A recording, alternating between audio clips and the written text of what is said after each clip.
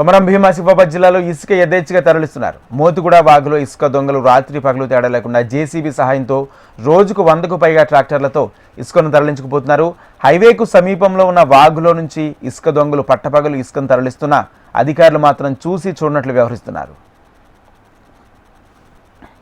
మోతుగూడ వాగులో నుంచి ఇసుకను తరలించేందుకు అనుమతి లేదని చెబుతున్న అధికారులు ఈ విషయంపై పట్టించుకోవడం లేదని విమర్శలున్నాయి.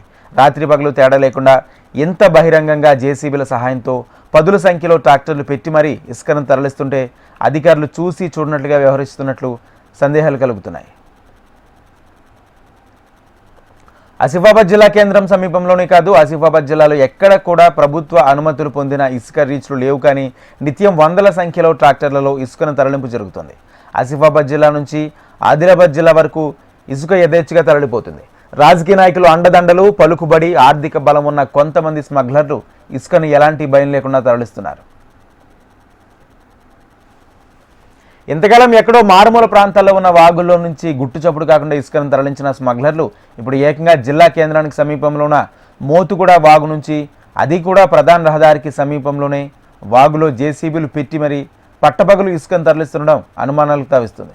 ఇసుక అక్రమ రవాణాను అడ్డుకోవాల్సిన జిల్లా అధికారులతో పాటు మండల స్థాయిలో అధికారులు కూడా జిల్లా కేంద్రంలో ఉన్నప్పటికీ అక్రమ ఇసుక రవాణాను మాత్రం అడ్డుకోవడం లేదనే ఆరోపణలు ఉన్నాయి. గత కొద్ది నెలల క్రితం పోలీసులు అక్రమ ఇసుక తరలింపుపై ఆకస్మిక దాడులు నిర్వహించి ఇసుక అక్రమ రవాణా జరగకుండా పలు సందర్భాల్లో అడ్డుకున్నారు. ఇసుక తరలించే మార్గాల్లో ప్రత్యేకంగా చెక్ పోస్టులు కూడా పెట్టారు. కానీ ఇదంతా కొద్ది రోజులు మాత్రమే సాగింది.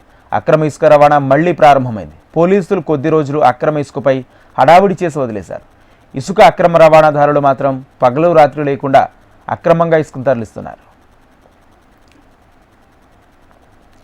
ఇదిలా ఉంటే వాకిండి మండలంలోని బెండాగూడ గుట్ట నుంచి అక్రమంగా మట్టిని తరలిస్తున్నారు. జేసీబీ సహాయంతో రోజు 50 లారీలకు పైగానే మట్టిని తరలించి సొమ్ము చేసుకుంటున్నారు.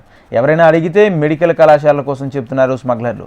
అయితే వ్యూహాత్మకంగా మెడికల్ కళాశాల కోసం 600 మీటర్ల మట్టిని తరలించేందుకు అనుమతులు పొందారు. కానీ రోజుకు 50 లారీలకు పైగానే మట్టిని తరలిస్తున్నారు. ఈ వ్యవహారం అంతా అధికారులకు తెలిసినా చూసి చూడనట్లుగా వ్యవహరిస్తున్నారనే విమర్శలు ఉన్నాయి. మట్టి అక్రమ రవాణా 3 పూలు 6 కాయలు అనే విధంగా కొనసాగుతూ ఉంది. జిల్లాలో ఇప్పటికే చలనలు బట్టి ఇసుక తీసుకు తరలించాలని నిబంధన పెట్టినప్పటికీ అవి ఎక్కడ కూడా అమలు అవుతలేదు. ఏకంగా ఈరోజు ఆ వాగుల నుండి చెరువులకి వెళ్ళి ఈరోజు ఇసుకను పోక్లింగ్ల సాయంతో పెద్ద మొత్తంలో ఈరోజు ఇసుక అనేది డంపింగ్ అనేది జరుగుతుంది.